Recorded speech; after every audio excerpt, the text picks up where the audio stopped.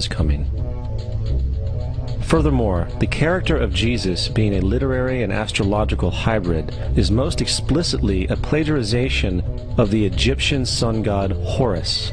For example, inscribed about 3,500 years ago on the walls at the Temple of Luxor in Egypt are images of the Annunciation, the miracle conception, the birth, and the adoration of Horus. The images begin with Thoth announcing to the virgin Isis that she will conceive Horus, then Neph, the Holy Ghost, impregnating the virgin, and then the virgin birth and the adoration. This is exactly the story of Jesus' miracle conception. In fact, the literary similarities between the Egyptian religion and the Christian religion are staggering.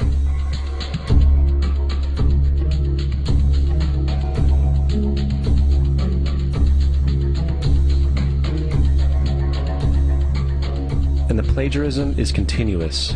The story of Noah and Noah's Ark is taken directly from tradition. The concept of the Great Flood is ubiquitous throughout the ancient world, with over 200 cited claims in different periods and times. However, one need look no further for a pre-Christian source than the Epic of Gilgamesh, written in 2600 BC. This story talks of a great flood commanded by God, an ark with saved animals upon it, and even the release and return of a dove, all held in common with the biblical story among many other similarities. And then there is the plagiarized story of Moses.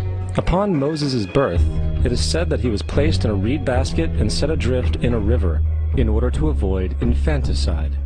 He was later rescued by a daughter of royalty and raised by her as a prince.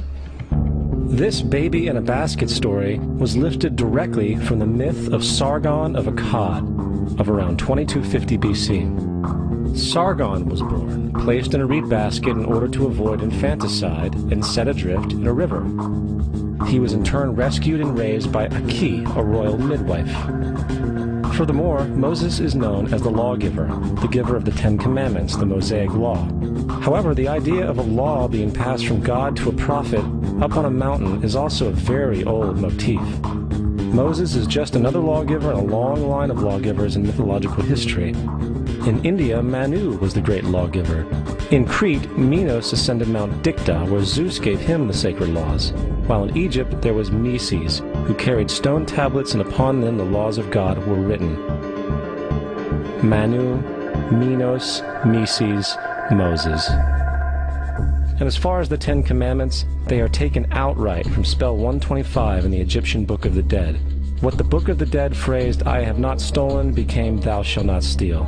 "I have not killed," became "Thou shalt not kill." "I have not told lies," became "Thou shalt not bear false witness," and so forth.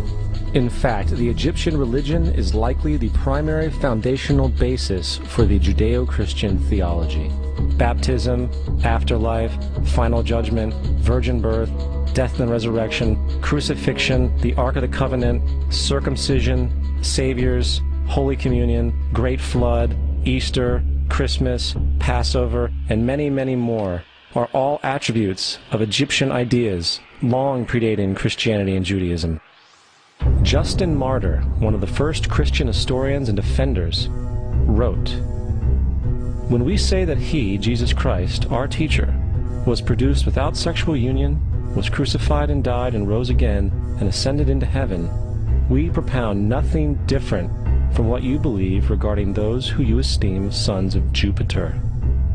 In a different writing, Justin Martyr said, "He was born of a virgin, accept this in common with what you believe of Perseus." It's obvious that Justin and other early Christians knew how similar Christianity was to the pagan religions. However, Justin had a solution. As far as he was concerned, the devil did it. The devil had the foresight to come before Christ and create his characteristics in the pagan world. Fundamentalist Christianity, fascinating. These people actually believe the world is 12,000 years old. Swear to God. I actually asked one of these guys, okay, dinosaur fossils. He says, dinosaur fossils? God put those here to test our faith.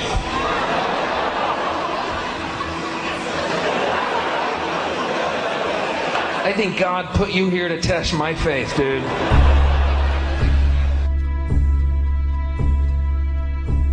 The Bible is nothing more than an astrotheological literary hybrid, just like nearly all religious myths before it. In fact, the aspect of transference of one character's attributes to a new character can be found within the book itself. In the Old Testament, there is the story of Joseph. Joseph was a prototype for Jesus. Joseph was born of a miracle birth. Jesus was born of a miracle birth. Joseph was of 12 brothers. Jesus had 12 disciples. Joseph was sold for 20 pieces of silver. Jesus was sold for 30 pieces of silver. Brother Judah suggests the sale of Joseph. Disciple Judas suggests the sale of Jesus. Joseph began his work at the age of 30. Jesus began his work at the age of 30. The parallels go on and on. Furthermore, is there any non-biblical historical evidence of any person living with the name Jesus, the son of Mary, who traveled about with 12 followers, healing people and the like? There are numerous historians who lived in and around the Mediterranean, either during or soon after the assumed life of Jesus. How many of these historians document this figure? Not one.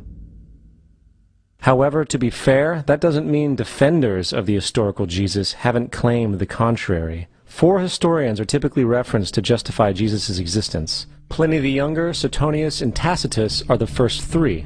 Each one of their entries consists of only a few sentences at best, and only refer to Christus or the Christ, which in fact is not a name but a title. It means the Anointed One. The 4th source is Josephus, and this source has been proven to be a forgery for hundreds of years. Sadly, it is still cited as truth. You would think that a guy who rose from the dead and ascended into heaven for all eyes to see and performed the wealth of miracles acclaimed to him would have made it into the historical record. It didn't, because once the evidence is weighed, there are very high odds that the figure known as Jesus did not even exist.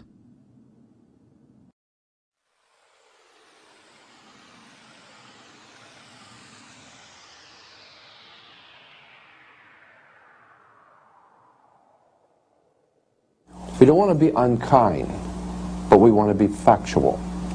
We don't want to cause hurt feelings, but we want to be academically correct in what we understand and know to be true. Christianity just is not based on truth. We find that Christianity was in fact nothing more than a Roman story, developed politically.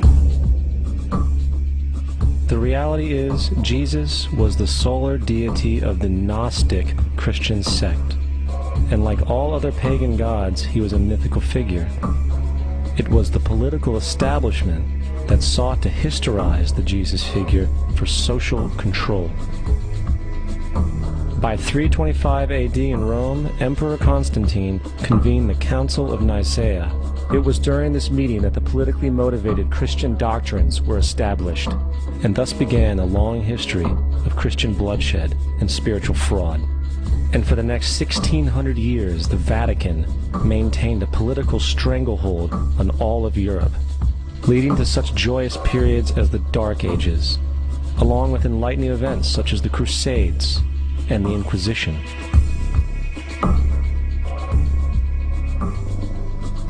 Christianity, along with all other theistic belief systems, is the fraud of the age. It serves to detach the species from the natural world, and likewise each other. It supports blind submission to authority. It reduces human responsibility to the effect that God controls everything, and in turn awful crimes can be justified in the name of a divine pursuit. And most importantly, it empowers those who know the truth, but use the myth to manipulate and control societies. The religious myth is the most powerful device ever created and serves as the psychological soil upon which other myths can flourish.